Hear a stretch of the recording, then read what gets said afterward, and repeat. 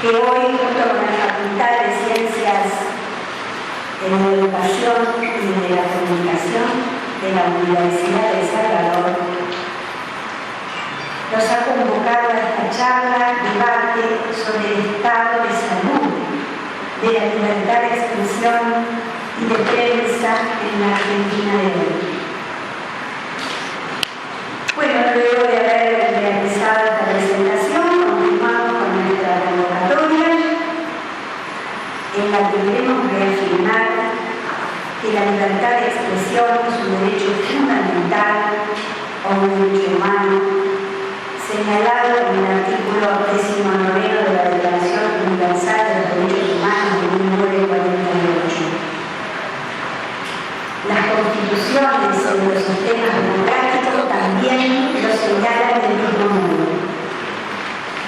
De la libertad de expresión deriva la libertad de imprenta, también llamada libertad de prensa.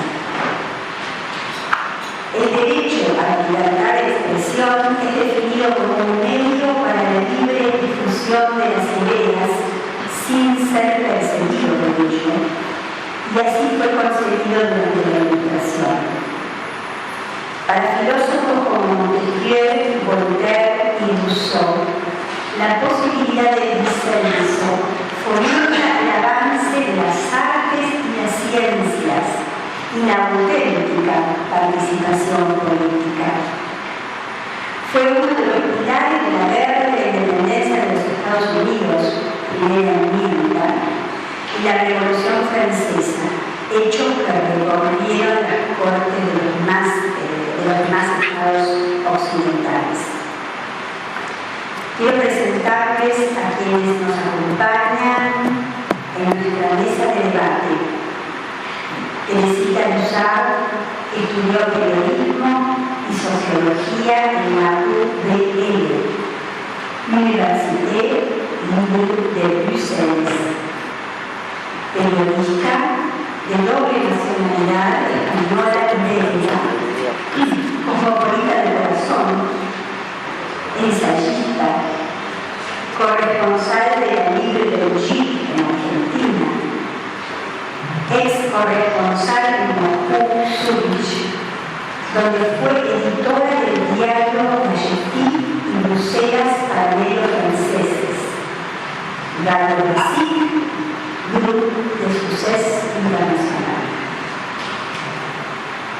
También numerosas contribuciones a medios gráficos como corresponsal externo. Fuera del periodismo, participó en el sector de Business Intelligence como Senior Director para Kroll Associates, luego directora de operaciones para Geos International, en ambos casos en París. En el marco de su actividad, tanto como periodista de investigación o de investigadora privada, trabajó sobre las formas de financiamiento del terrorismo, en particular en África del Oeste, donde también dio varias conferencias sobre el tema, como así también en Dubái, en Francia y en Argentina. Hoy, al margen de su actividad de periodista, preside la consultora Iris Consultora, que lleva a cabo complejos estudios de riesgo en América Latina. Contribuye con varios medios locales, escribiendo columnas en La Nación o Perfil. Conduce el blog Relaciones Internacionales. Recientemente Teresita ha sido conocida por haber puesto en evidencia incongruencias en las declaraciones de los custodios del fiscal Nisman. Presento ahora a Nicolás Giacconi. Nació en San Nicolás de Giles, provincia de Buenos Aires, y se trasladó a la ciudad de Buenos Aires, donde estudió abogacía y ciencia política en la Universidad Católica Argentina, UCA. Incursionó en el análisis político y el periodismo a través de un programa considerado de culto llamado Viva la Pepa, en FM Identidad entre el año 2010 y el 2014. Preside la Asociación Civil Universo Ágora, apoyado por la Fundación de Origen Alemán Konrad Adenauer, creó una herramienta de Business Intelligence tipo datos para ayudar a transparentar y comunicar mejor las actividades de la Cámara de Diputados.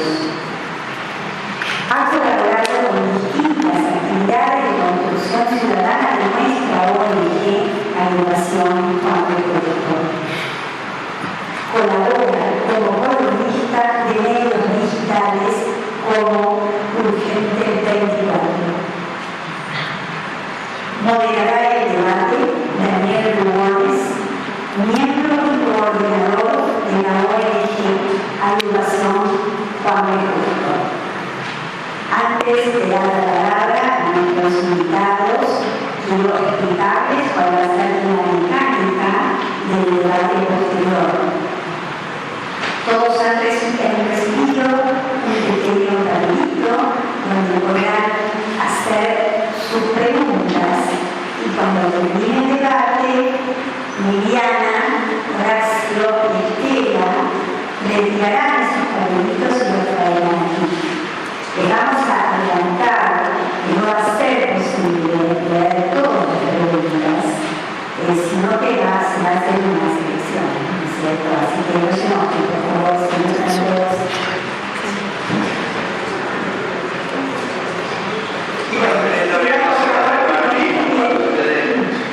Se lo vamos a entregar. Estela de lo que quiera para que la gente sepa que vos te tenés que entregar los tablitos.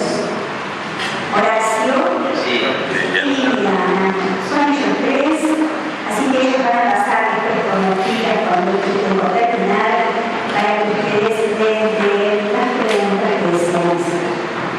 Papel lo tenemos acá, los que quieran hacer preguntas nos llaman, los entregamos y nos lo dan de vuelta, así nos vamos para Bueno, organizados entonces, podemos darle la palabra a nuestros especialistas.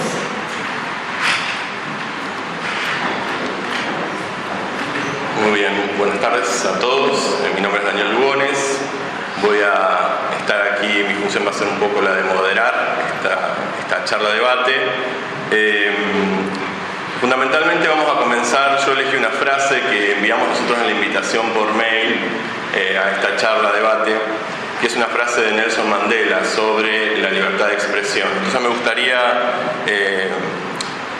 usarla como disparador para después darle la palabra a Nicolás y luego a Teresita, por supuesto, y en base un poco a esta frase comencemos un poco a hablar de qué se trata esto de libertad de expresión, libertad de prensa. Esta frase de Mandela dice: una prensa crítica, independiente y de investigación es el elemento vital de cualquier democracia. La prensa debe ser libre de la interferencia del Estado. Debe tener la capacidad económica para hacer frente a las lisonjas de los gobiernos. Debe tener la suficiente independencia de los intereses creados para ser audaz y preguntar sin miedo. Sin miedo a ningún trato de favor, sin tener ningún trato de favor. Debe gozar de la protección de la Constitución, de manera que pueda proteger nuestros derechos como ciudadanos.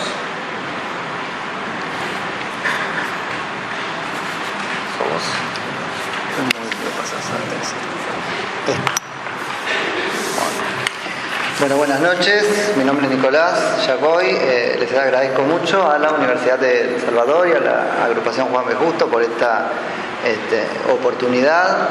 Me quedo pensando que es eso del programa de culto. Después no sé si es bueno, si es malo. Después es una lisonja. Es una lisonja, sí. Bueno, está propuesto como una charla de debate, así que yo voy a ser muy breve. Como conductor del programa de radio suelo tener tendencia a hablar, prometo que no lo voy a hacer esta noche. Y preferiría comenzar con una especie de introducción que la verdad tiene el sentido de expresar al menos qué es lo que yo pienso que es el derecho a la libertad de prensa o la libertad de prensa, y antes que eso los derechos al pensamiento y a la expresión, o libertad de pensamiento y libertad de expresión. Esto porque me hace mucho ruido. Yo no tengo formación periodística, pero me encuentro a veces repitiendo esto en el ejercicio de la práctica periodística. Mucho ruido, digo, aparecer investido como periodista defendiendo una libertad que parece solamente nos corresponde a los periodistas. Entonces, prefiero ampliar un poco el panorama y aparecer hablando y defendiendo algo que me parece que corresponde más a todos que solamente la libertad de prensa, aunque por supuesto una prensa libre ejerce una función social que beneficia también a esos otros todos, ¿no? Pero prefiero empezar entonces por esta precisión. Primero, la libertad de pensamiento, que es tal vez la más importante de todas. Es remanido que es una libertad muy difícil de coartar o de herir, precisamente porque ocurriría toda ella dentro de nosotros mismos. Yo no estoy tan de acuerdo, creo que hay maneras de herirla o lesionarla, y lo voy a estar comentando en algún otro tramo de esta charla. Esa libertad de pensamiento es el derecho básicamente a concebir libremente las propias ideas. Hay una libertad consecuente que es la libertad de expresión, que es el derecho que nos asiste a poner en común esas ideas libremente concebidas. Y en el último extremo de ese continuo, la libertad de prensa como una especie, si se quiere, de ese género, libertad de expresión. Algunos dicen por los actores que la ejercen, otros por el medio a partir de los cuales se vehiculiza esa expresión, serían los medios de comunicación o de prensa. En fin, pero quería dejar claro que esta charla será, por lo menos de mi parte, una defensa de ese continuo de tres libertades que se requieren en algún punto una a otra. Primero la libertad de pensamiento, segundo la de expresión, tercero la de prensa. Esta tríada de derechos yo creo que no tiene la misma importancia. Hay derechos más importantes que otros. Los más importantes son el de pensamiento y el de expresión. Y respecto del de prensa, creo que es muy importante, pero que recibe su dignidad y la razón o fundamento de su protección de su relación con los otros dos derechos, digamos participadamente, solo en la medida en que facilita y hace posible el pensamiento libre y su expresión. Y esto lo traigo sobre todo, y ahora me voy a meter directamente en el panorama político actual.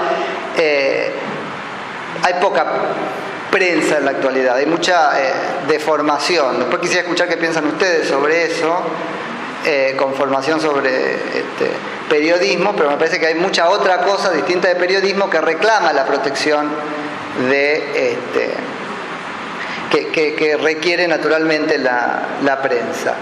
¿Cuál es la importancia de estos?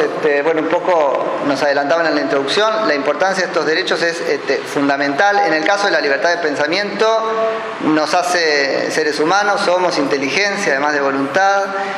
En el caso de la libertad de expresión es fundamental porque nos confirma como seres humanos. Yo soy en la medida que expreso lo que pienso, mi conjunto de convicciones, pero además es el derecho que hace posible la sociedad, construye la sociedad, que es precisamente una relación entre personas. Y luego nos decían recién, estos derechos son derechos humanos o derechos fundamentales. Yo quisiera hacer hincapié en eso, en qué significa que sean derechos humanos o derechos fundamentales. Existen porque existimos los seres humanos, no residen en ninguna ley especial, por lo menos esa es mi posición, por ahí dramáticamente y un naturalista, pero con esto quiero decir, existen porque somos y nadie podría negárnoslos con derecho jamás. Ningún poder sobre la tierra. Por lo menos eso es lo que tenemos que tener como norte. Es cierto que lo garantiza la Constitución Nacional, es cierto que lo garantizan algunas leyes, habría que pensar en la Ley de Servicios de Comunicación Audiovisual, por ejemplo, y sobre todo los tratados internacionales, que cumplen una función importantísima porque de alguna manera cristalizan el consenso internacional sobre los contornos de ese derecho. Pero si mañana los mismos países o el concierto de la totalidad de los países del mundo quisieran denunciar ese tratado, pues los derechos de libertad de pensamiento, de expresión y de prensa seguirían igual de vigentes que antes, por lo menos en mi concepción. Ahí hay una chicana para aplicarles, que puesto que es un derecho humano y los derechos humanos son progresivos, una vez que se los reconoce, luego no se puede volver atrás. Siempre puede mejorarse su interpretación, pero nunca cercenarse. Para hablar ya directamente de lo que es la libertad de prensa, un poco lo primero que tendríamos que hacer es pensar sobre la función de la prensa, por esto que decía antes de profesionales de otra cosa, pero no del periodismo, reclamando para sí ese superestatuto, que en definitiva lo es, el del derecho de la libertad de prensa. Yo lo que creo, muy en consonancia con la frase de Mandela, que vos, Daniel, nos traías a modo de introducción o de disparador, es que hacer periodismo es necesariamente hacer crítica, y que el giro prensa crítica es francamente una redundancia. No hay periodismo sino crítico. Y Mandela habla también de la independencia. Bueno, creo lo mismo, no hay periodismo sino independiente. Lo otro será, como decía antes, cualquier cosa menos periodismo. Será militancia, será propaganda, será sociedad o negocio, pero no es, por lo menos en mi función, en mi percepción de la función del periodista, periodismo. Periodismo es crítica incluso en la adhesión. Hago una postilla acá porque es algo que a mí me ha pasado mucho en el programa. Lo que uno encuentra en el oyente es que te acompaña perfectamente en la crítica, por ejemplo, hay que decirlo, al kirchnerismo. Pero si son macristas o son, bueno, cielistas es lo mismo que kirchneristas, pero en fin, y uno le hace una crítica a ellos, entonces te quieren matar, ¿no? Entonces es crítica siempre, incluso en la adhesión, porque es parte del derecho del pensamiento, de la expresión, adherir legítimamente a algo, bueno, pero críticamente, ¿no? Eso es un poco lo que me parece que hay que caminar más en el ejercicio cotidiano de la profesión periodística. Dice Mandela algo ahí sobre la función de la prensa en las democracias. Me parece que en la democracia el periodismo suma otra condición, que es la de propender al debate público. Propender al debate público en el sentido de compulsar ideas para integrarlas, no para excluirlas. Esto también es interesante para poder, por ejemplo, y cada cual saque su propia conclusión, definir o no a 678 como periodismo. Periodismo a mí me parece que es necesariamente brindar un espacio de debate para que las ideas se compulsen, pero sean integradas, no excluidas.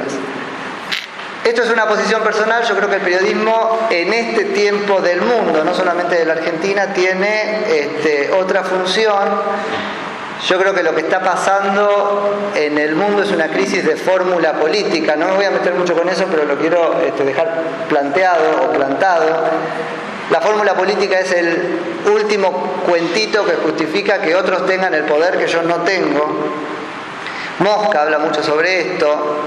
Ni siquiera es cierto ese cuento, es más, todos sabemos que no lo es, pero cobra su fuerza en que decidimos creerlo. Por ejemplo, que este tiene el poder porque es el hijo del sol, que este tiene el poder porque tiene sangre azul.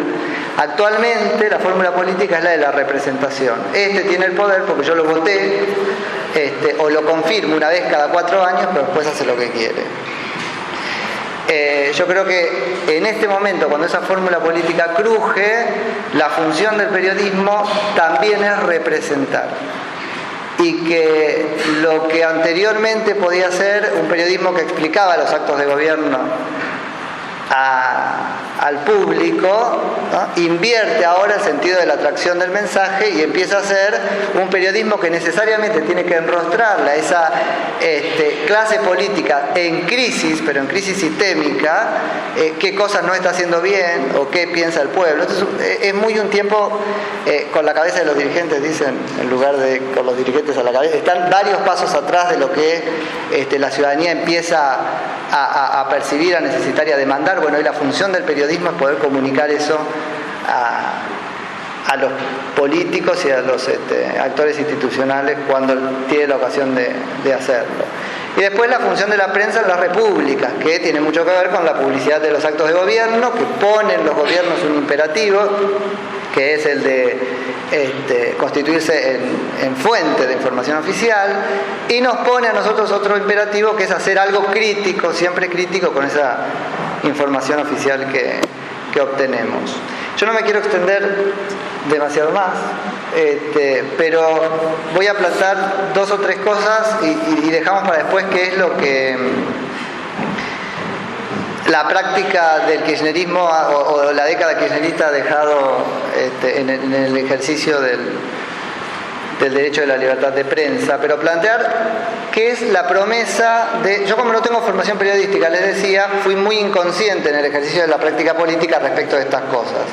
Esta charla me dio un poco la posibilidad de pensar más o menos metódicamente o metodológicamente esas ideas. Ahora, cuando yo hago un ejercicio retrospectivo, digo, bueno, el kirchnerismo, ¿qué prometía respecto de su relación con los medios de comunicación? Y eso es lo que quiero dejar. 3 o 4 luces coloradas que ya advertían que iba a pasar lo que después pasó y que tiene enormes consecuencias y que yo creo llegó para quedarse, pero eso probablemente sea para otro debate. Muchas de las cosas que pasaron no se van a arreglar con solo el cambio de gobierno.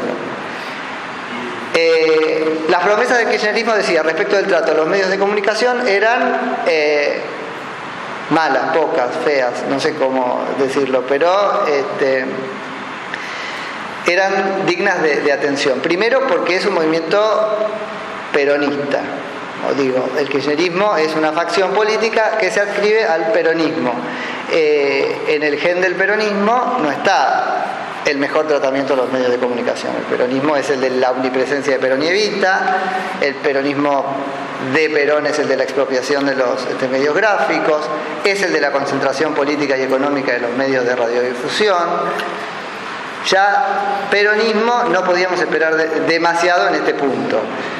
No estoy condenando al peronismo, siempre puede rehacerse, pero tendrá que mostrar los pingos en la cancha. En este caso fue muy tributario de ese peronismo original.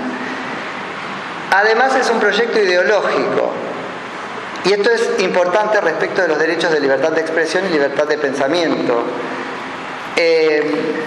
Néstor Kirchner asume el poder con un 23%, creo, de los votos, raquítico de legitimidad, necesita rehacer su base de sustentación y lo que hace es comprar llave en manos un aparato legitimador eficazmente probado, que es el de los organismos de derechos humanos. Y los organismos de derechos humanos en este punto, que cubren de legitimidad al kirchnerismo, no estoy haciendo un juicio de valor sobre ellos, hagamos análisis de ideología y libertad de expresión, digo, como es ideológico, lo que busca, y es además gramsciano en la técnica, lo que busca es obtener del otro, porque si digo arrancar van a creer que te sigo condenando, obtener del otro una adhesión irreflexiva, prerracional, una adhesión prejuiciosa, porque para mí la ideología es ideas al servicio de la acción, distinto a una cosmovisión que será otra cosa, lo que pienso del mundo, de la vida, pero acá hay unas ideas que mueven a la acción práctica y que buscan obtener del otro, repito, una adhesión irreflexiva. Eso, a mi ver, lacera, por ejemplo, el derecho a la libertad de pensamiento. Cuando digo prejuiciosa, me refiero a prejuicio en el sentido clásico. Tengo que decir que sí antes de poder completar el silogismo yo solo, antes de poder completar el razonamiento.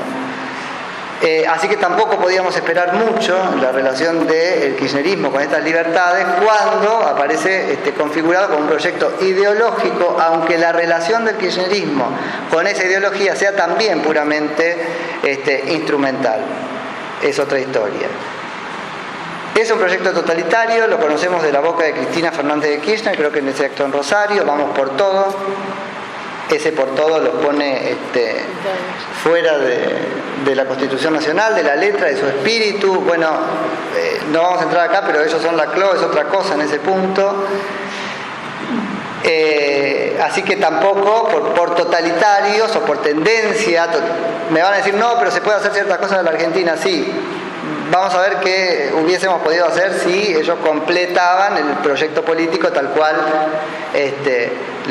lo preferían. La Argentina de sus sueños probablemente nos posibilitaría a nosotros muchas menos cosas de las que hacemos. Digo, desde acá también podíamos esperar muy poco de la relación del kirchnerismo con los medios de comunicación. Y por último, y esto aparece también en el tramo Cristina Fernández de Kirchner, el kirchnerismo, ella misma nos dice, yo voy a hablar directamente con mi pueblo porque no creo en los medios de comunicación, etcétera, etcétera. Esto es paradojal, parece en un punto interesante la comunicación directa, no mediatizada, pero en el fondo me parece que no más porque descree de la función de los medios de comunicación y del periodista como mediatizador, es desconocedor de la función periodística en definitiva. Dejo para charlar después algo sobre lo que nos dejó, yo creo, la década kirchnerista en relación con estas libertades de pensamiento, expresión y prensa.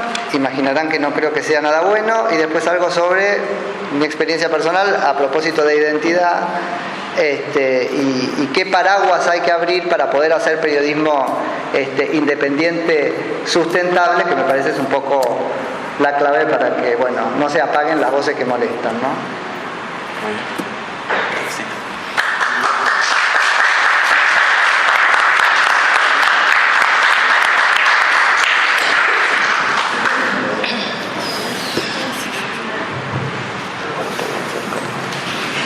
Yo voy a hacer lo que más critico, es decir, que voy a hacer un poco como en el debate de TN ayer, que justamente está diciendo no es un debate porque están todos de acuerdo, pero estoy muy de acuerdo con lo que Nicolás acaba de decir. Mi contribución en cuanto a la libertad de expresión es exclusivamente sobre mi única razón de ser aquí en esta tribuna, es que soy periodista. No puedo discurrir con ustedes de la libertad de expresión desde un abordaje jurídico que no es mi terreno de excelencia, ni tampoco filosófico. En general concuerdo con todo lo que Nicolás acaba de decir. La libertad, solo quisiera decir que la libertad de expresión en cuanto a los periodistas no es un privilegio o un derecho corporativo particular. La libertad de expresión en cuanto a los periodistas tiene por única razón de ser que deriva en el deber de informar, por lo cual hay que protegerla particularmente. De hecho, el periodismo en la mayoría de los países democráticos es considerado como lo que se llama, por ejemplo, en Francia, una protección reservada o protegida. Dispone de una protección particular en cuanto al hecho que se considera que está más expuesta que otras y que tiene una función vital en cuanto a la democracia. Así que bueno, espero, perfecto. No lo voy a volver a hacer una segunda vez, pero decía simplemente que el periodismo, la libertad de expresión, para resumir, en cuanto al periodismo, no es un privilegio, como algunas veces, por ejemplo, este gobierno ha tendido a querer demostrarlo, no es un hecho corporativo, no es un hecho del príncipe, es simplemente la garantía de poder ejercer la profesión y el deber de informar, ¿no? Porque el periodismo hay que recordarlo que es una profesión y es una profesión protegida. Yo quisiera hablar porque en la medida que esta charla no se da en cualquier momento en la historia del periodismo argentino, sino que se da en una circunstancia que es una circunstancia paradigmática, que es el después de la desaparición, muerte, asesinato, suicidio, aún no se sabe, del ex fiscal Nisman. Me parece importante de plantear lo que fue el periodismo en el marco de una situación tan particular en la vida criminal de este país, ¿no? Criminal y política. Y creo que yo diría que si debería tomar dar un título a esta charla sería entre censura y autocensura. Yo como dentro de todo soy la extranjera aquí y que cuando estoy frente a un micrófono mi acento francés me sumerge. Para hacerlo más claro hice tomé algunas notas. Digamos que el caso Nisman ha sido para mí, y creo que que para todos que observan la vida de este país, la vida política de este país, una excelente y seguramente una excelente y lamentable demostración de la dificultad de ejercer el periodismo. Empezaron a apuntar desde el principio tesis por doquier y acorde a la línea Maginot, donde un poco lo que dice Nicolás, ¿no? O sea, acorde a la línea ideológica desde el lado en que uno se encontraba, tenía que abundar en una teoría, una tesis, la demostración de una tesis, si era el periodismo oficialista había que desprestigiar a toda costa el ex fiscal Nisman, y si se era opositor, puesto que existe una prensa opositora, había que hacer del fiscal Nisman un apóstol y un héroe de la independencia judicial, que tampoco fue. Ese déficit de libre albedrío fue realmente manifiesto, ese déficit de valentía para resistir a la bajada de línea por parte del gobierno fue realmente bochornoso. Y el déficit también de independencia por parte del periodismo que debería encarnar en este país la libertad también fue por momentos difícil de vivir, fue difícil de sufrirlo. Lo digo porque evidentemente Nico no ha hablado todavía de su caso personal, que es un caso de flagrante violación de los derechos de la libertad de prensa, pero yo lo he vivido en persona, puesto que efectivamente fui una persona que no publicó opiniones o conjeturas o especulaciones o una defensa de una línea, de una tesis, de lo que quisiera que sea el caso Nisman, sino que desde las casi primeras horas del acontecimiento subí en mi post, en mi blog relacionesinternacionales.co, subí la declaración de los custodios de la Policía Federal, las cuales siguen siendo interesantísimas, porque al final y al cabo hay dos personas que dicen la misma cosa y parece que están mintiendo, cosa que hasta a la fecha no se ha indagado, ¿no? Como muchos periodistas, algunos periodistas más bien que nos encontramos, digamos, entre estas dos líneas de fuego, entre los que lo querían basureado, desprestigiado al ex fiscal Nisman y los otros que lo querían como apóstol de la libertad judicial, en algún momento tuvimos que decidir de hacer una cierta economía de los golpes, porque podíamos enfrentarnos a los golpes de un lado, pero no los golpes de todos los lados al mismo tiempo. Así que decidimos dar un paso de costado y abandonar. Yo la primera vez en la vida de periodista fui corresponsal de guerra en Chechenia. Tengo muchos años de periodismo. Empecé con la insurgencia zapatista en 1994 en México. Estuve en el Congo cuando los ruandeses, después del genocidio en Ruanda. Fui corresponsal en Rusia en los primeros años, primer mandato de Putin. Es la primera vez en la vida de periodista que decido oficialmente de cometer un acto de autocensura. Porque no se podía hablar del fiscal Nisman. Y había muchos hechos, pero no se podía aferrar a él porque teníamos que estar en un campo, como un poco en Boca River, ¿no? Debíamos decir cuál era nuestra camiseta, debíamos tener el libre albedrío era percibido como una forma de tibieza, una suerte de pecado original, o sea, algo de alejadísimo de la idea del periodismo en general. Y debo hablar de cómo se constituye la censura en un país como Argentina y con este gobierno en particular. Evidentemente no es la censura de las dictaduras oficialmente declinadas como tal, que de alguna forma es mejor. Yo crecí en dictaduras, por ejemplo, para el diplomático cuando estuvimos en Argentina, justamente por eso hablo con el sector neoplatense. Estuvimos en Uruguay, estuvimos en la Rumanía de Ceausescu. O sea, yo crecí casi siempre en dictaduras de un lado como de otro. Conocí la Rusia inmediatamente después de la Unión Soviética como periodista. Y la censura en las dictaduras se articula de una cierta forma que al final el lector, después de muchos años, como por ejemplo Gramsci en Cuba, aprende a leer entre las líneas. Pero en estos países autoritarios que no son oficialmente dictaduras, la censura se articula de un modo mucho más vicioso, mucho más pérfido de alguna forma. Y debo decir cómo, porque es importante decirlo, y ahí no es por impudor, pero voy a tener que hablar de mi caso, ¿no? Siendo yo extranjera, inmediatamente, entré en este acervo cultural y político que las ideas extranjerizantes son necesariamente el hecho conspirativo de una fuerza oculta.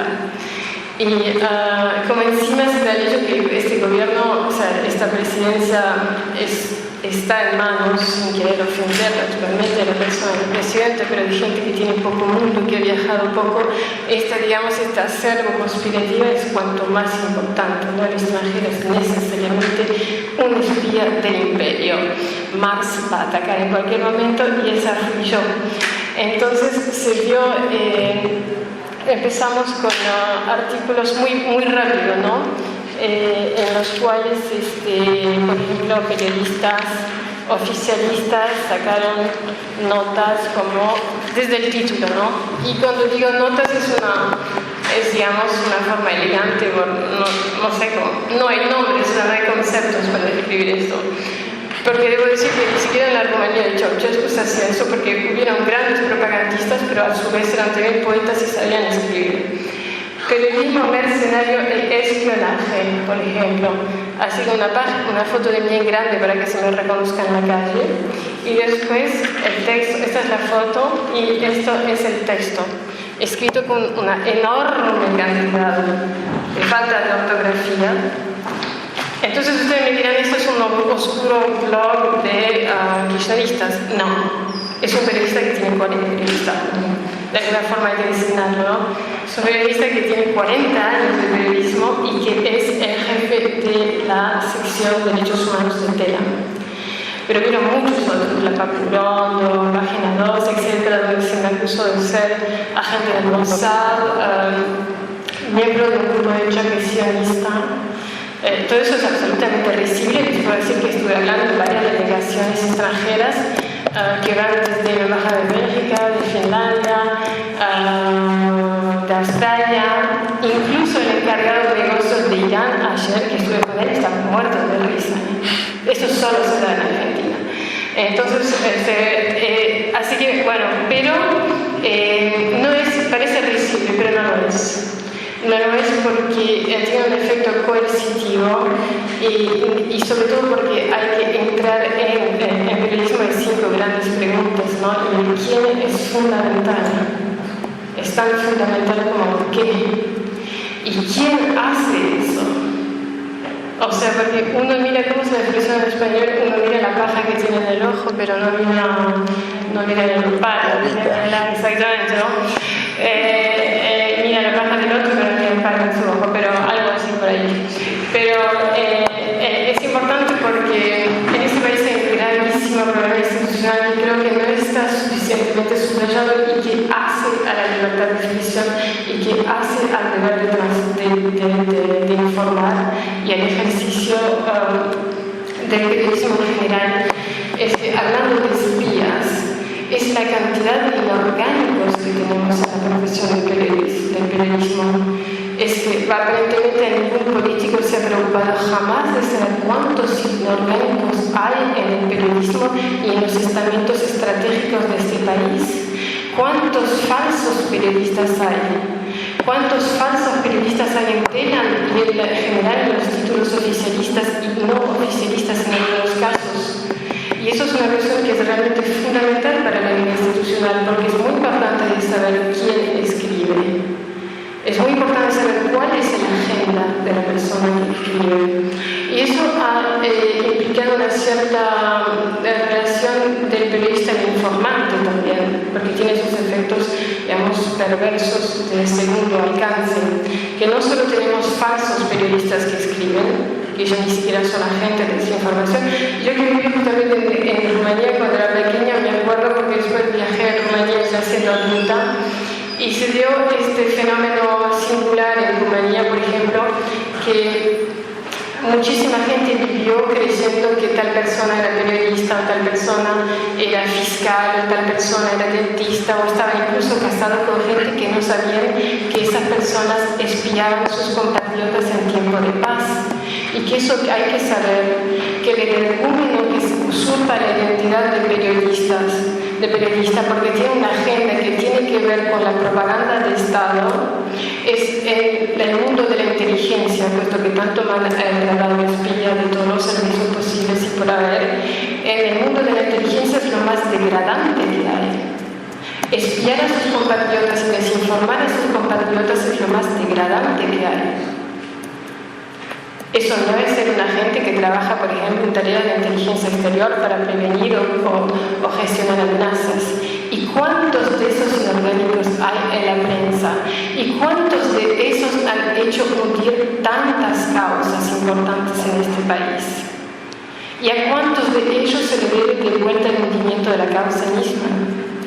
Esa es una verdadera pregunta que los parlamentarios y los periodistas deberían realmente plantearse con toda urgencia, porque la causa Lima les aviso que está hundida de vuelta, no sé si os habéis dado cuenta.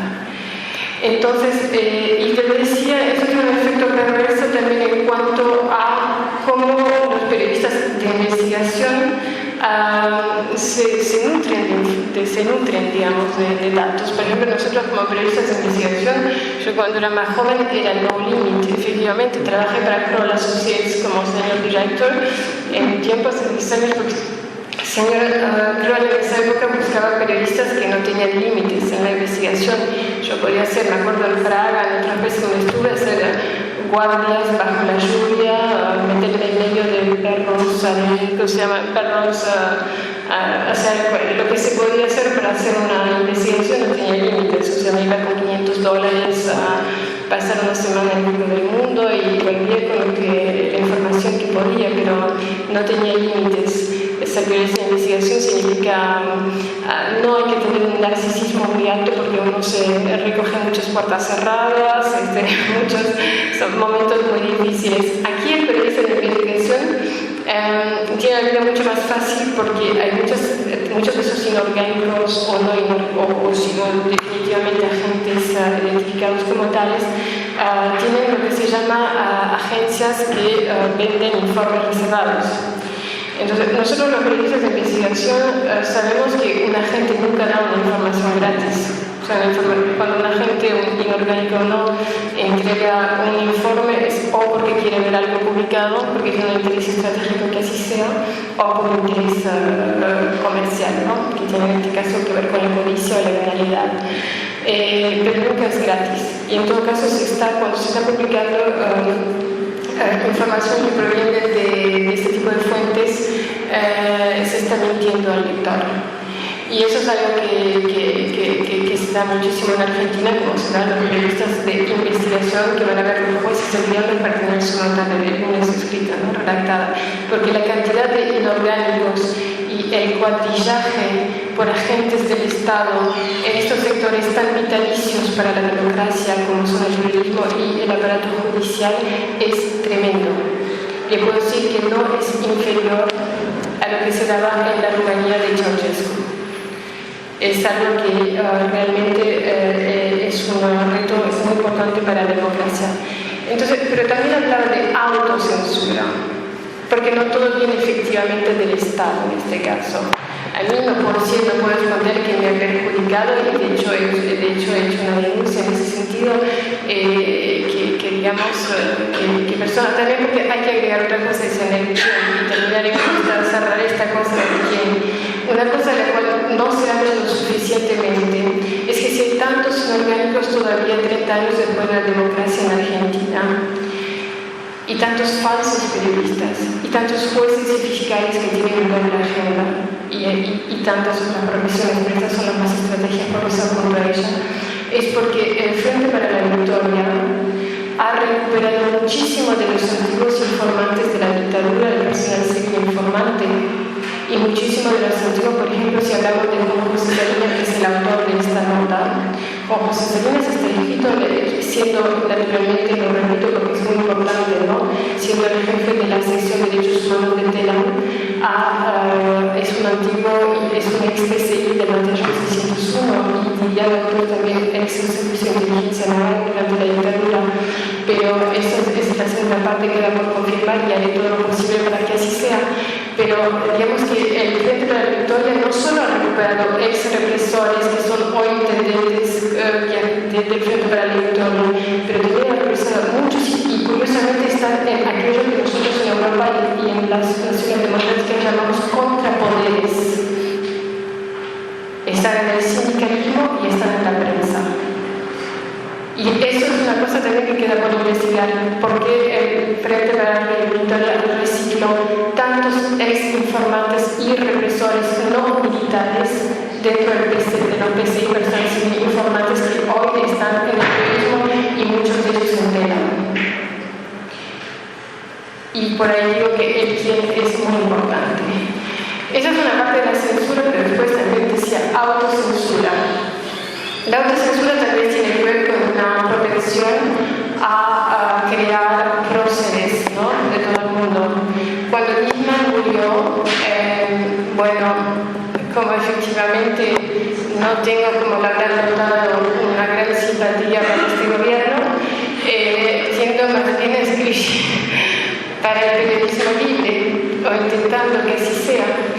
Y entonces es verdad que ahí había que decir, efectivamente había que decir, bueno, misma, sobre todo antes de la gran marcha que se dio, que fue el 18 de marzo, ¿no? El 18 de marzo, estábamos, digamos, en un clima totalmente histérico, donde el derecho de inventario estaba totalmente proscrito. Es decir, que teníamos que decir que Nisman había sido el fiscal más grande que se podría haber imaginado para la causa Arabia de estos 10 años. No se lo podía criticar, no se le podía pedir rendimientos de cuenta, como si el fiscal Nisman, del cual estábamos hablando, no había tenido un protagonismo histórico, en lo cual es la más grande causa de terrorismo de la historia argentina. Entonces, por estar muerto, había entrado una suerte de leyenda, era un santo, un prócer, no se lo podía tocar. Y yo debo decir que una de las características de la idiosincrasia del periodismo es no necesariamente ser simpática. Al periodismo no se le pide que entre en un proceso compasional o de acompañamiento del dolor. Al periodismo no se le pide empatía. Al periodismo se le pide libre examen, libre albedrío. El libre examen es esa disposición psicológica que consiste en interrogarse permanentemente sobre lo que se está pensando. Y eso es fundamental. Es fundamental porque es técnico, no solo porque es ético. Evita hacer preguntas estúpidas. Evita los ismos, evita el militantismo, evita las redundancias, evita el ridículo también y ayuda a la analización de la verdad. Yo, por ejemplo, recibo, porque ahora está de moda entrevistarse entre periodistas, ¿no? Entonces, he recibido y la quiero leer porque he recibido una pregunta de un periodista, no lo voy a citar porque sería de mal gusto, que me dice, que me pregunta, la prensa oficialista que acusó de espía y mercenaria de los servicios de inteligencia como la CIA y el Mossad, ¿podrías aclararlo? Es como si vas y le preguntas a alguien, sos hermano de la historia, ¿cómo cuentas defender tu inocencia? O sea, son preguntas absurdas. Evidentemente es un blog periodista, ¿no? Pero es un blog de publicaciones. Pero el libre albedrío es fundamental de estar, digamos, en un estado de libertad, de ser un diamante, de cortar el olvido, de no tener ismos, de no estar en el militantismo y de ser independiente y saber tener esa disposición psicológica para resistir a las presiones. Bueno, eso es por ahora lo que más importante me parecía. No sé, creo que ahora podemos entrar.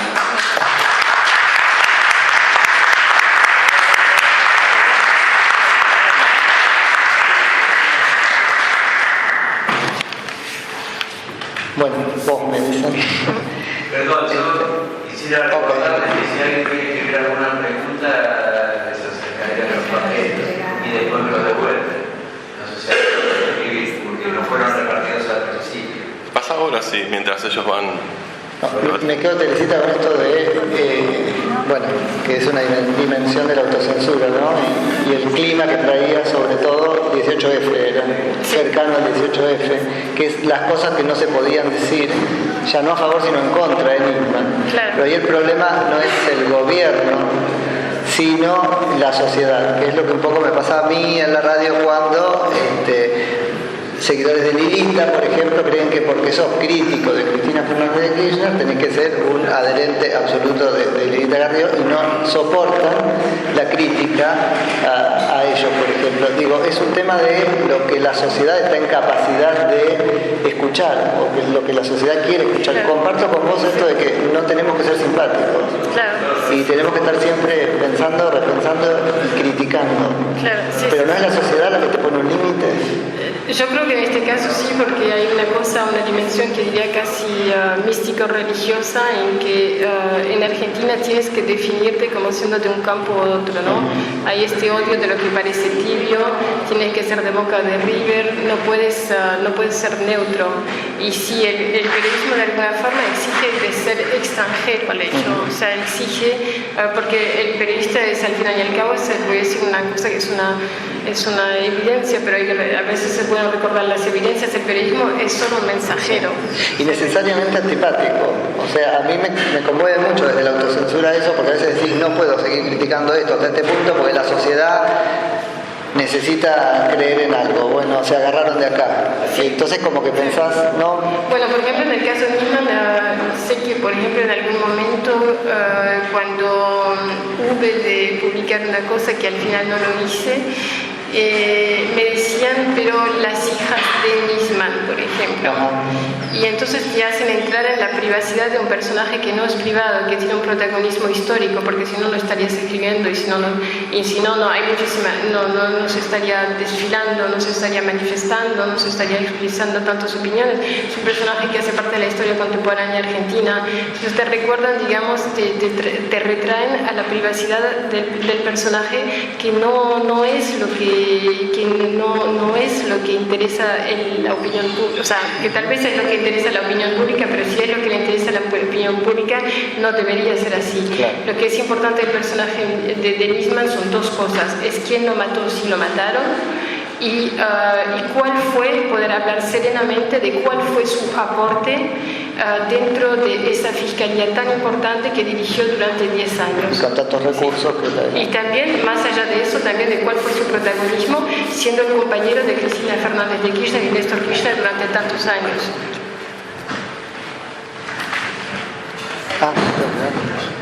Pasamos a...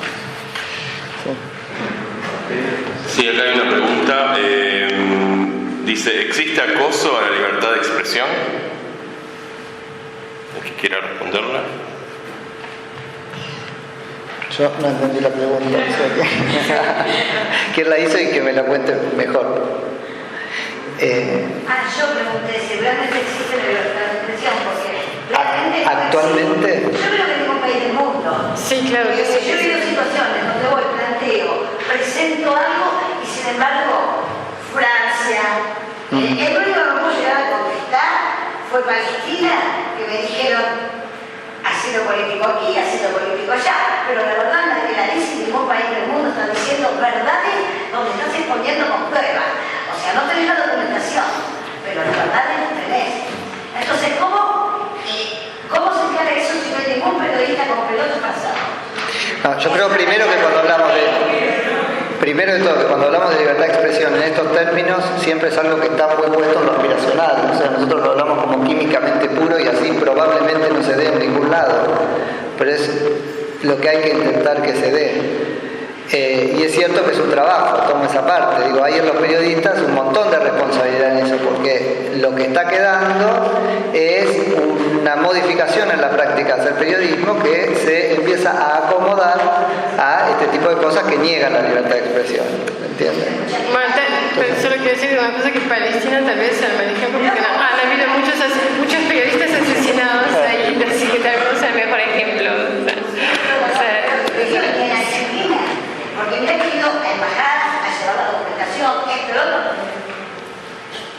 Nada. No solo en Argentina, por eso te estoy diciendo. O sea, a hay un círculo cerrado, un poder donde te permiten o no te permiten. Siempre. A ver, entonces nos dicen que no, es que no solo pasa en un país, pasa en varios. O sea, ¿quién lo está manejando? ¿Y quién está manejando toda esa información? Porque realmente la tienes que salir a la luz y de repente no te llega. A ver, ustedes que son periodistas, lo deben saber mucho mejor por ahí en ciertas situaciones.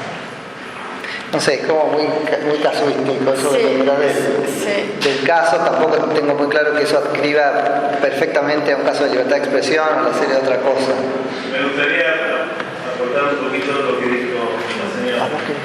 La libertad de expresión en realidad la defienden los pueblos, porque las posibilidades, las herramientas para la expresión y para la gran expresión las tienen los poderosos económicos o los poderosos políticos. ¿Sí? Entonces, la libertad de expresión es aquello que no se puede cercenar porque es imposible cerrar la boca, el megáfono, este recinto, eso es lo imposible. Porque las leyes se han creado. No tan imposible. La libertad sea cada vez más importante.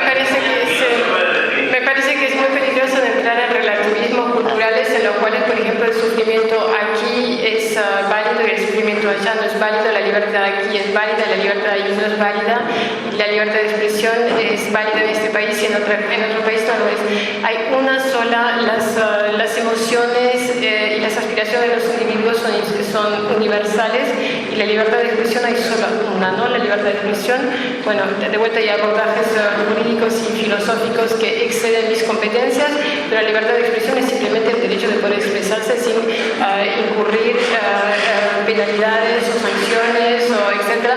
Y en este caso, en Argentina, por ejemplo, sí, definitivamente sí, expresarse y sacar información que daña al gobierno es peligroso porque te puedes, en una versión que no es la de la ESMA de ayer, es verdad, no vas a desaparecer y no te van a torturar, estamos de acuerdo, pero en cambio te vas a encontrar con todos los blogs de los ñoquis kirchneristas que te van a tratar de espía de la CIA, del Mossad y todo eso. Entonces, como ellos no son periodistas, pero que no somos, sí lo somos. Yo, por ejemplo, voy a Mauritania, voy, por ejemplo, en México, la semana pasada estaba en México, estuve en el estado de Guerrero, estuve en muchos lugares, cubrí el asunto de los 43 desaparecidos de Ayotzinapa.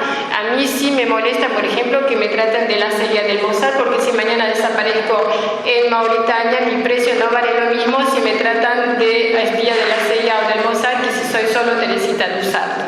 Entonces, sí, el kirchnerismo tiene herramientas de represión definitivamente y las ejerce por usurpadores del título de periodismo hacia verdaderos periodistas. No sé si contesta tu pregunta. Para responder, a mí me parece que hay otro punto que es no solamente de ese modo ejerce la presión, sino además habilitando a grupos que podríamos llamar paraestatales o no sé, pero posiblemente más papistas que el Papa, en cuyas manos queda la represión o la venganza. Y es esto, para recordar algo que no es violento, o que sí es violento pero no físicamente, el juicio de los periodistas en la Plaza de Mayo, por ejemplo. Cosas que ocurren concedidas a grupos de tareas paraestatales, con lo cual se agrega a la arbitrariedad, según mi punto de vista, clandestinidad. También altera la libertad de expresión eficazmente. Claro, sí, porque hay un aparato de Estado que es, digamos, una inteligencia que está instrumentalizada única y exclusivamente contra los ciudadanos y la libertad de expresión. Hay que entender que, por ejemplo, si estamos hablando de la Secretaría de Inteligencia, ex-CIDE y hoy AFI, y no hablando de todas las otras instancias de inteligencia espurias y pocas conocidas de los ciudadanos, hay que ver que, por ejemplo, en cuanto a seguridad internacional y en cuanto a investigaciones en materia de terrorismo, estamos hablando de un cero a la izquierda, y cuando digo izquierda no me refiero a la izquierda ideológica, me refiero al resultado, ¿no? Entonces han sido unas nulidades, o sea, creo que realmente efectivamente trabajé para Kroll, entonces un poco de inteligencia sé, puedo decir que nunca he visto un servicio de inteligencia tan absolutamente, torpe y me quedo corta, es eufemístico, pero en cambio ahí donde sí han sido muy buenos a lo largo de esta década y vienen desde muy lejos es en la represión y el espionaje hacia los ciudadanos y en la infiltración estratégica de aquellos estamentos que hacen a la democracia. Sí, pasamos a otra pregunta, si le damos lugar a varias inquietudes. Esta pregunta dice: ¿cómo puede existir la libertad de expresión cuando la prensa está condicionada por el mercado? Bueno, yo trabajando en diarios que vivían de la publicidad, como por ejemplo la GFI, y sinceramente nunca he tenido censuras. No he vivido la censura como tal. Por ejemplo, tengo casos muy concretos en que trabajaba era periodista económica y financiera en la GFI, donde teníamos que hablar porque no es que sean mejores que los otros, es que para tener publicidad hay que ser bueno. La publicidad viene si el diario se vende. Y para que el diario se vende, la información tiene que ser buena. Es por eso que en la prensa de mercado que vive de la publicidad o de otras herramientas, tiene que vender, tiene una obligación de vender, y por eso tiene una obligación de calidad. La información mantenida por subsidios, no que esté en contra de los subsidios, porque la prensa gráfica definitivamente los necesita hoy día por la competencia que le hace el mundo digital y no debe desaparecer, pero la información que vive exclusivamente de subsidios es mala porque no tiene absolutamente ningún incentivo para elevar la calidad. De hecho, en la mayoría de los estamentos oficialistas, 100% del personal son amigos o militantes o familiares. O sea, hay parte de algunas excepciones notables, pero digamos que es el caso, ¿por qué habrían de ser buenos y de todos modos van a recibir los subsidios? Sí, estoy de acuerdo, me quedo con la pregunta. Ahí un poco se tira la pelota que componemos el mercado, ¿no? Si realmente consumimos lo bueno o consumimos otra cosa. No creo que esté generalizado consumir lo bueno. Y pensaba en el caso de Clarín, ¿no? Que como Clarín es un caso, medio, esa parte de Clarín. Porque ahí pero no tiene que ver con el mercado. Claro. Porque hay una historia de amor, desamor con Néstor Kirchner, que es todavía una historia que queda por escribir. Sí, es más una cuestión casi personal, digamos, es como un divorcio. Pero no solo... Sí y no, porque también Clarín es cíclico en su relación con los gobiernos, es decir, y lo recordé cuando hablaba de esto de la alianza del medio en un libre mercado con el lector, por ejemplo, ¿no? O con el consumidor. Bueno, Clarín suele decir que su alianza es con el lector, pero construye mal, o entiende mal esa alianza, porque lo que hace es decirle al lector lo que quiere escuchar para que lo siga comprando, lo cual no tiene nada que ver con la buena información.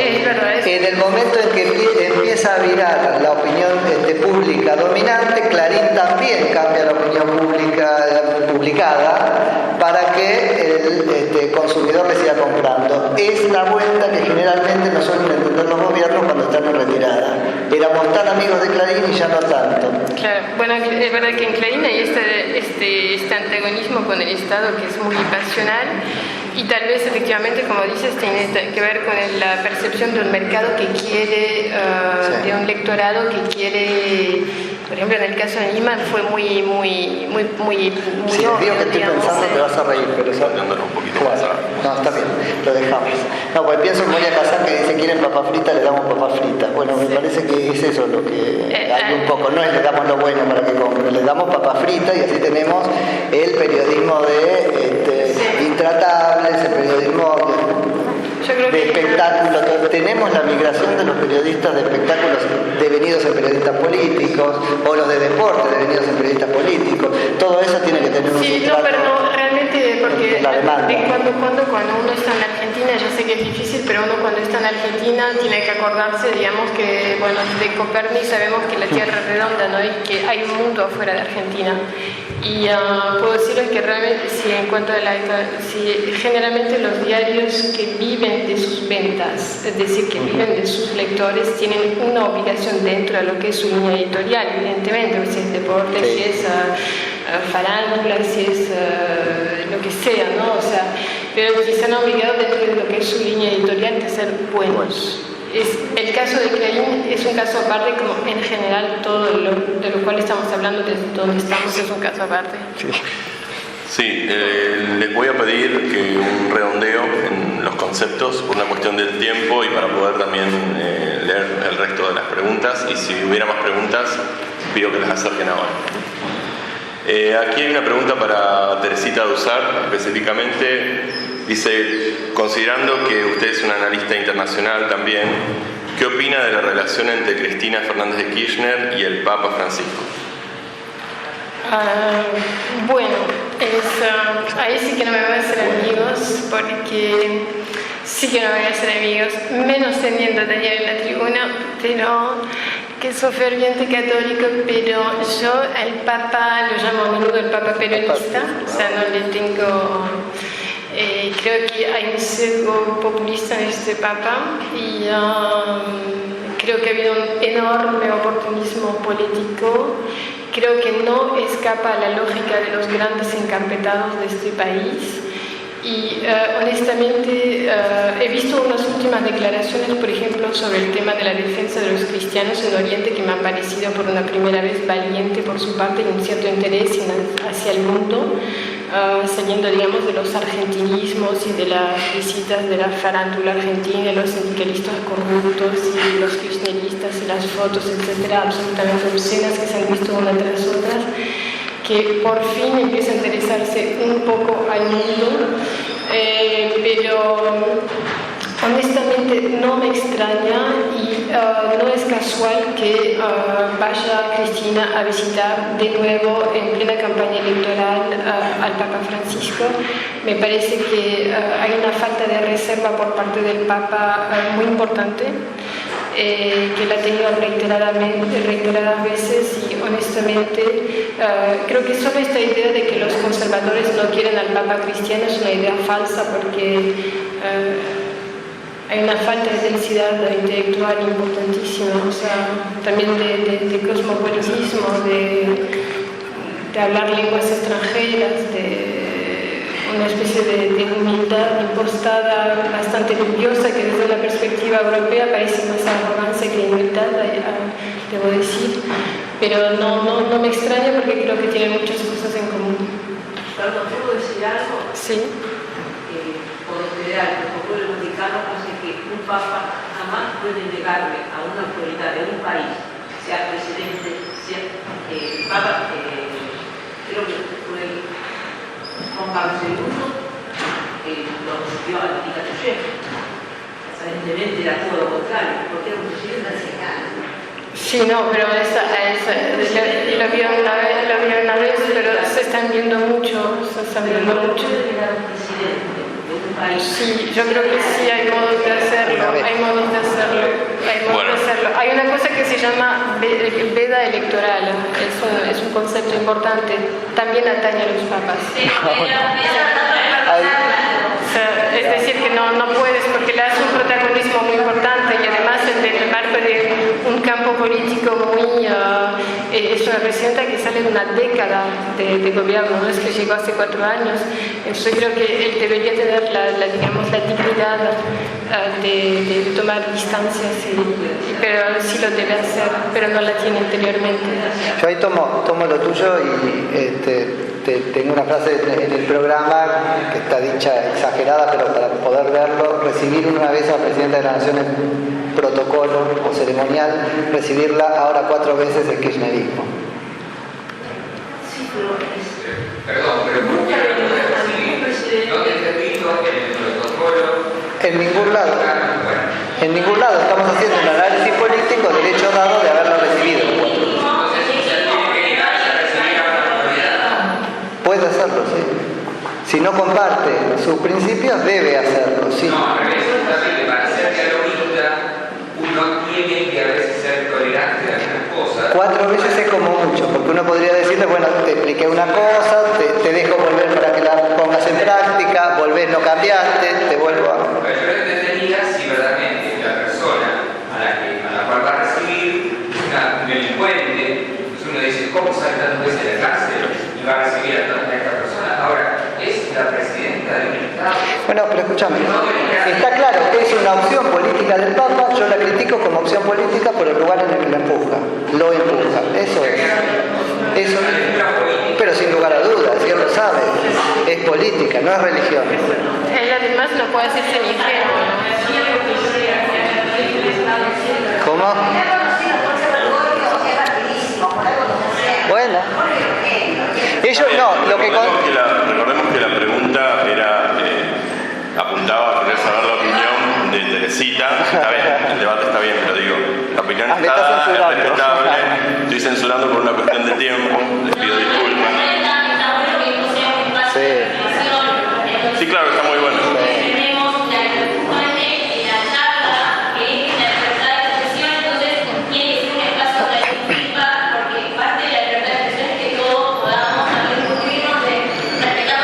Por supuesto. Se puede respetar, las opiniones se respetan, indudablemente, pero siempre hay un marco de orden para poder justamente...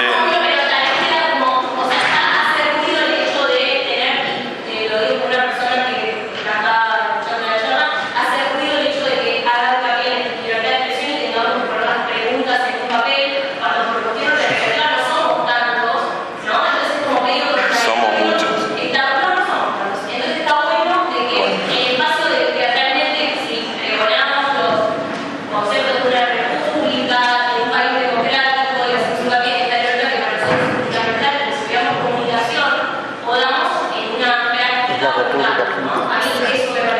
Estaría muy bueno, vamos a tomar en cuenta lo que estás diciendo para una futura charla, pero nosotros elegimos hacer con esta dinámica por una cuestión de orden y por una forma de aceitar un poco la charla, digamos, ¿no? Pero está bueno, vamos a tomar en cuenta tu sugerencia. Igualmente te decimos que venimos haciendo estas charlas también en otros lugares y también por una cuestión, por experiencia, cuando se dan debates así a veces se corre un poco el eje y no se logra responder todo lo que todos quieren preguntar. Pasamos a la siguiente pregunta y después das tu opinión, ¿puede ser? ¿Cómo es tu nombre? ¿Mi nombre? No, la chica que levantó la mano. Sí, Camila. Pero se entiende que la idea no es que vos no hables, que nadie hable, sino que, bueno, encontremos una forma aceitada de hacerlo todos y expresarnos todos. Hay dos preguntas más. Dice una, puntualmente, ahora se escucha por demasiado, puntualmente, ¿qué acciones se realizaron en contra de ustedes, en este caso, para que crean que en Argentina no hay libertad de expresión? Y paso el micrófono. No, primero, yo no hago una defensa de la libertad de expresión por lo que me haya pasado a mí. De hecho, en el ejercicio de la práctica periodística, yo entré muy inconscientemente. Después me di cuenta que era extremadamente crítico, que eso iba a molestar a algunos, pero la verdad nunca, no fui precavido en ese punto. Desde que cobré conciencia, sí sé de algunas cosas que pasaron. Al lado de la de Teresita son nada, bueno, cerraron la radio en la que estaba a partir de una operación de amigos del gobierno. Eso lo puedo aclarar después porque creo que hay responsabilidad ahí tanto del gobierno y los amigos que compran como del medio que vendió, tiene que ver un poco con la sustentabilidad. Y después sí, mucho apriete en la calidad de la señal, eso sí es algo que me ha pasado mucho, sobre todo en días claves, marchas, cuando los espacios se vuelven un poco... Nuestra estrategia, la verdad es que la estrategia como medio del FM Identidad era la de no levantar demasiado la cabeza, permanecer ahí como la más chica de las grandes, la más grande de las chicas, pero no demasiado más para que precisamente no nos pasara con las otras. Bastante nos dejaron subsistir 3 o 4 años. El medio no tenía línea editorial, esto también quiero aclararlo, devino necesariamente en crítico porque todos los que no podíamos hablar en otro lado terminás yendo a un medio que no te pregunta lo que vas a decir. Pero sí, lo que ha pasado es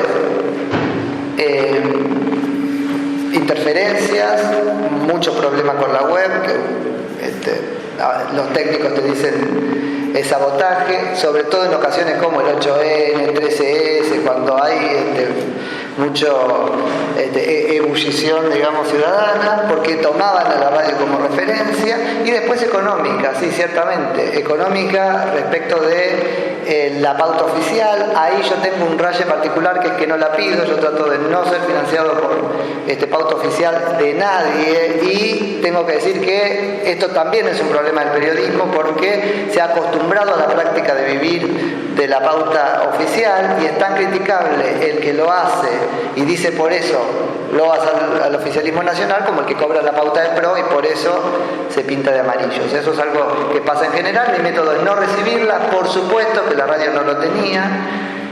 Mi opción personal fue tampoco recibirla de Macri, que sí pauta en algunos programas de la radio. Lo que hacen es asustar o amenazar auspiciantes privados. O sea, eso sí, las grandes empresas lo que hacían es, en todo caso, auspiciar vía ONG, eso lo digo, vía auspicio, pero no salía la publicidad en el aire, porque si no, la FIP. Eso sí es algo que pasaba. Y después el cierre. Bueno, yo en mi caso creo que lo había demostrado, pero aparentemente no suficientemente claro. Realmente yo he tenido muchas notas por parte de la prensa oficialista del perro Verbitsky, el nombrado perro, de página 12, donde y no se ponen de acuerdo. Debo decir también ahí, es verdad que de dialoguistas no, porque no se hablan aparentemente. Porque el perro Verbitsky dice que soy analista de seguridad belga. Paco Orondo dice que trabajo para el Mossad. Tarinka dice que trabajo para el CIA. Bueno, pero todo eso va en títulos. Hay muchos así, está simplemente en Google, solo tienes que buscar mucho. Entonces, yo rotundamente nunca trabajé para ningún servicio de inteligencia de Estado en toda mi vida. Si lo hubiese hecho como agente y no como espía, pero no lo hice. En cambio, como es un deber que cada uno sepa quién escribe, yo por mi propia iniciativa, en el About Me, en el Quién Soy de mi página, digo que trabajé para Kroll Associates y que trabajé como directora de operaciones de GEOS, porque es parte de mi formación y es parte de lo que soy, y el que me lee lo debe saber.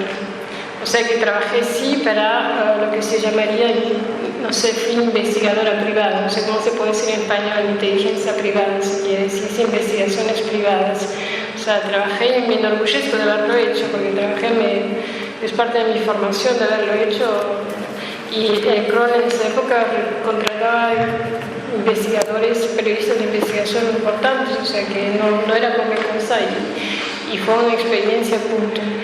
Pero nunca trabajé. El caso es que, ¿cuál es, más allá de la dimensión cómica, de que estos son periodistas conocidos, no son pequeñas manos, son periodistas conocidos, es que se queda todo un cerco de intimidación que hace que para mí, periodista que viajo, como decía la semana pasada, estaba en México, puedo viajar en cualquier momento porque soy una periodista de actualidad internacional, o sea, a mí eso me perjudica inmediatamente, porque antes el anatema se hacía en circuito privado, pero hoy el anatema se hace por las redes sociales y tiene un impacto importantísimo, porque cualquier persona que va a ver fulano de tal hoy va a Google y ve quién es fulano de tal, y a mí cuando van a ver quién es Teresita Duzar, ven que trabajé para todos los servicios de inteligencia de la UNESCO. Entonces encima no se ponen de acuerdo. Y no sé por qué la serie al Mossad, porque no soy ni de Estados Unidos ni de Israel, podrían haber dicho de Bélgica, o de Bélgica dijeron, pero de España o de uno de los nuevos países donde viví, qué sé yo, no sé.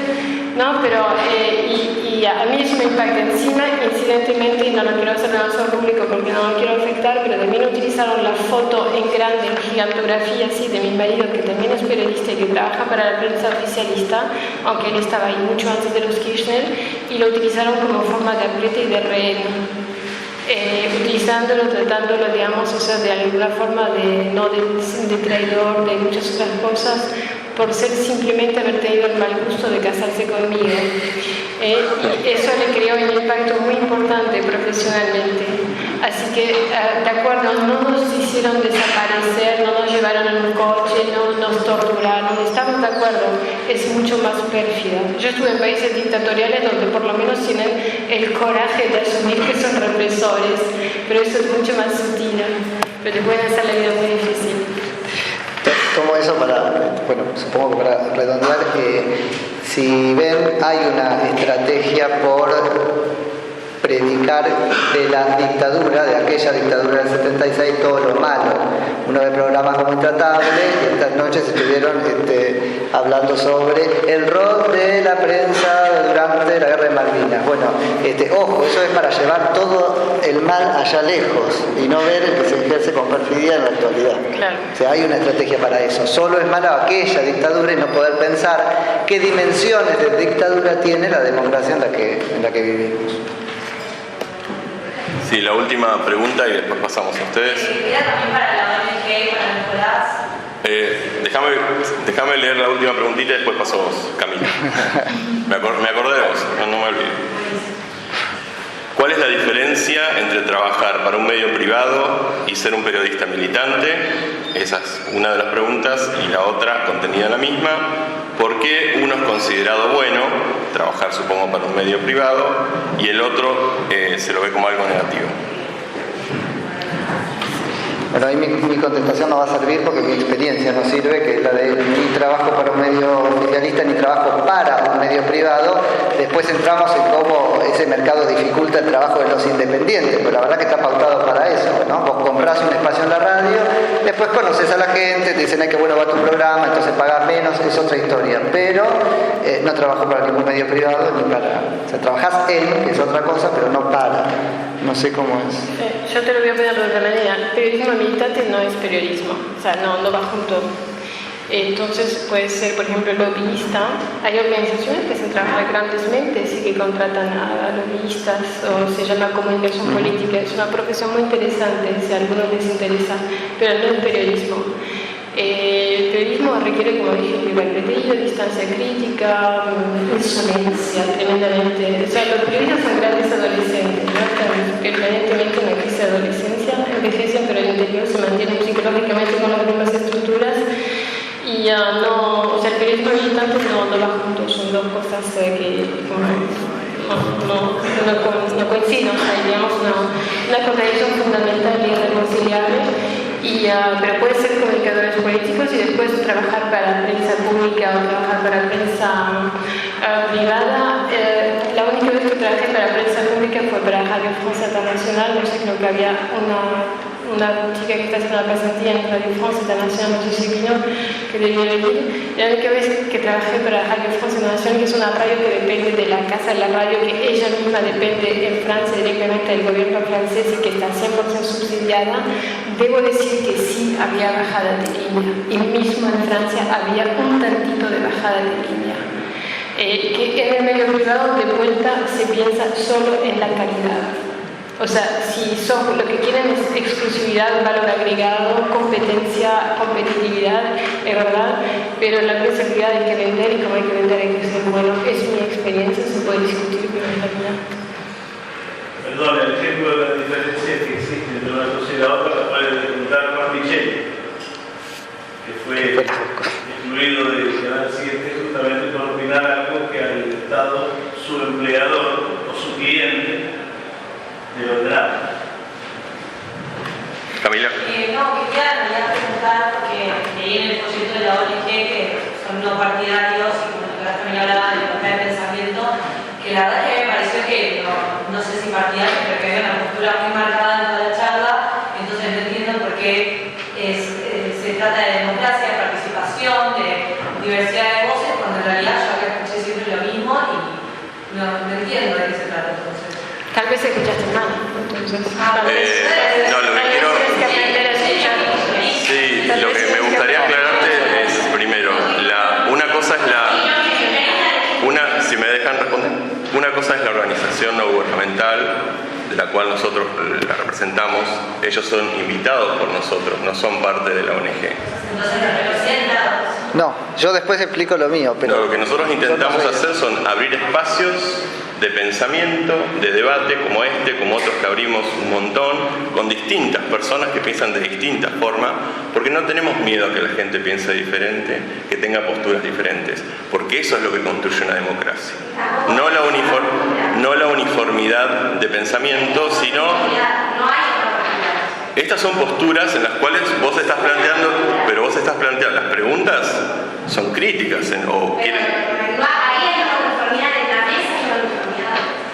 Yo creo que no, yo creo que si analizás, quizás hay una uniformidad de criterio con respecto a ciertos puntos, pero creo que no Sí, todo. puede ser que hay una uniformidad de todo, efectivamente, dentro de Nicolás y yo hay una uniformidad, porque como decíamos, la libertad de expresión en cuanto al periodismo hay una sola, que no es que es un campo semiológico, digamos, abierto a todo y nada. Por ejemplo, no se puede decir periodismo militante, es una cosa buena.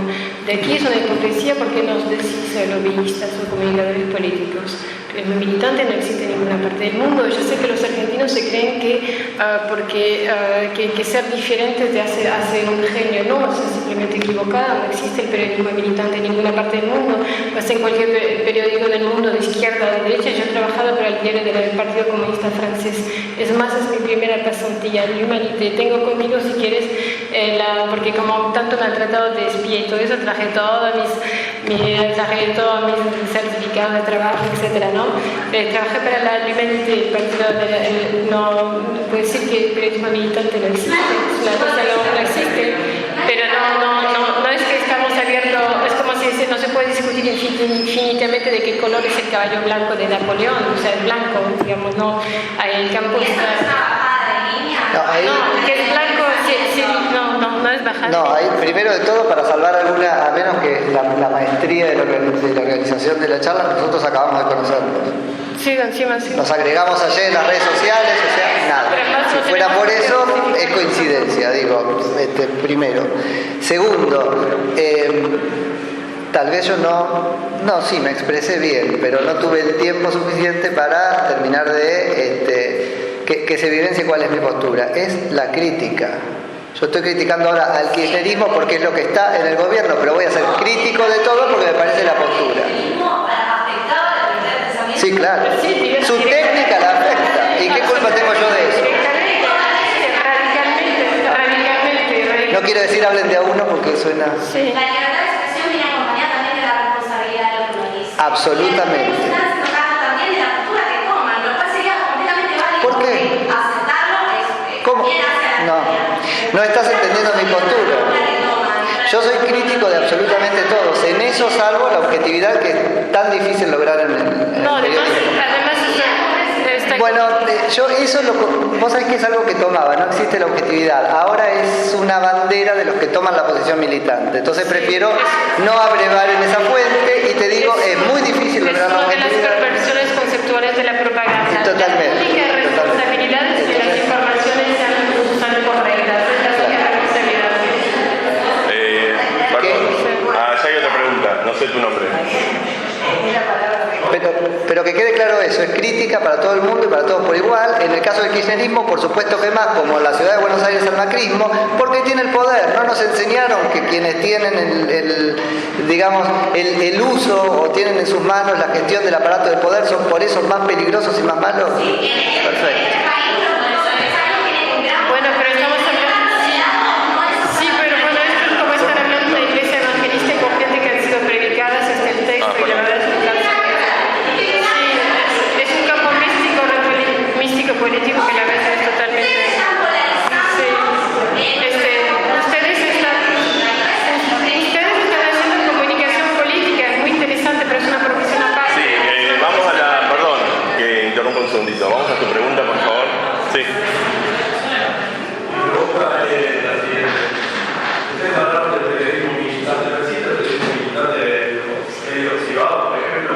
Hay muchos periodistas, tanto oficialistas como de medios oficiales como medios privados, que se cobran promoción, que cobran pauta de prensa, muchos periodistas económicos que tienen programas en Radio X para cobrar pauta. Entonces el periodismo militante hay que reflejarlo solo en los medios públicos. Sin dudas, yo suscribo. Puede ser militante de empresa privada. Sí, pero eso no es militante, eso es corrupto, es distinto.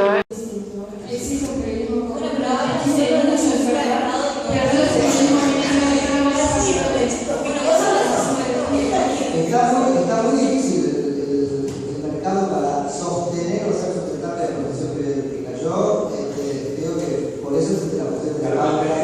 Militantes, por lo menos en el caso oficialista, por lo menos para una ideología que no sea No. como ustedes dicen, pero ir atrás del dinero por meter un título ficticio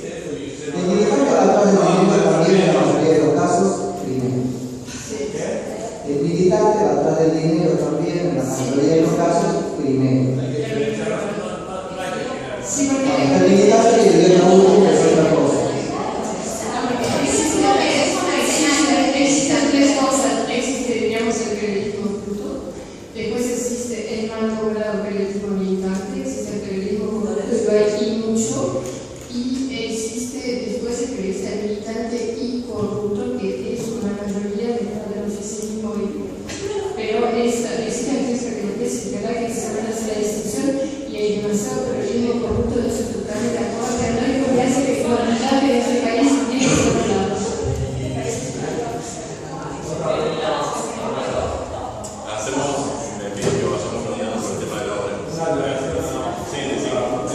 Vos hablamos Tu nombre, pero me de las uniones con el 22% de este tema con los grupos almacenes de derechos humanos, y creo que es un perfil válido, que se puede tomar de varias maneras. Después también hay una realidad, que justamente aquí estamos hablando de la libertad de expresión, que hubo un contrato con el grupo Clarín, y no por el hecho de, como mencionaba vos, de cómo iban los lectores o la población argentina, sino por el hecho de que hubo un negociado que fue Cablevisión Musical, y luego Clarín se da vuelta, no es por el hecho de que Eso lo supimos como todo, venimos para hacer un periodismo distinto. O sea, no me parece también la militancia o la corrupción del trabajo en los medios, o por lo menos sacar de ahí para que podamos hacer un análisis. Estoy de acuerdo. El quinto poder, por favor, que haga lo que debe hacer. También me parece mal. Es el quinto poder del periodismo en el mundo. Hay cuatro ya, hubo uno más, así que es el quinto. Son cuatro los poderosos. Entonces, me parece que lo que le cabe decir verdad. la última, porque nos piden que cerramos por el tema de la obra, que es entendible. Sí, antes de usar la pregunta, me encanta este ida y vuelta, está bueno, me gustó tu sugerencia, para ver hace un ratito, sí, que lo veo. Me sugería de pronto continuar con este tipo de debates y hacerlo más así, como lo estamos haciendo ahora. Está bueno para pensarlo para en otra oportunidad y con otros expositores, o agregando otras personas, o con ellos mismos, más otra persona más. Y bueno, quedan inquietudes, o sea, nosotros vamos a seguir trabajando en este sentido, nos interesa seguir abriendo este tipo de espacios y nos interesa que participen, no que vengan y sientan que alguien les está lavando la cabeza. Esa no fue la intención y creo que está claro si analizamos el discurso desde el comienzo, lo que se fue diciendo que no es así. La última pregunta, y aquí terminamos, porque vos desde hoy estabas con... No, igual, era más que nada ahora la creación que quizás en algún momento la omití. ¿Qué hora es, no? ¿Vos tenías una radio? ¿O tenés una radio? ¿Tenés un programa? ¿La radio está en dial o es la radio en internet? No, en dial. Un dial. Ese dial. 92.1 es Vortex por la música. Ah, ¿qué voy a Vortex? Vortex. Es un Vortex. Claro. Quería saber si quizás habían tenido este espacio, este dial, lo que hemos tenido, debido a la reforma en la... No, de ninguna manera al contrario. En la ley. No, ahí también es un tema que por perfil nosotros tenemos una óptica atrás, un preso agua, etcétera, pero consideramos que el microfinanciamiento a partir de ciudadanos que buscan periodismo independiente es lo que se requiere. Y teníamos los recursos, te soy sincero, hasta para montar una radio, ahora que se salvó de mi identidad.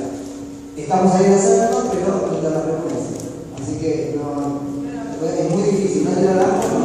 ¿Mejoró o empeoró el juego con la nueva? Empeoró claramente con la neutralidad. Sí, no, eso ciertamente. Muy bien, sé que quedan muchos temas.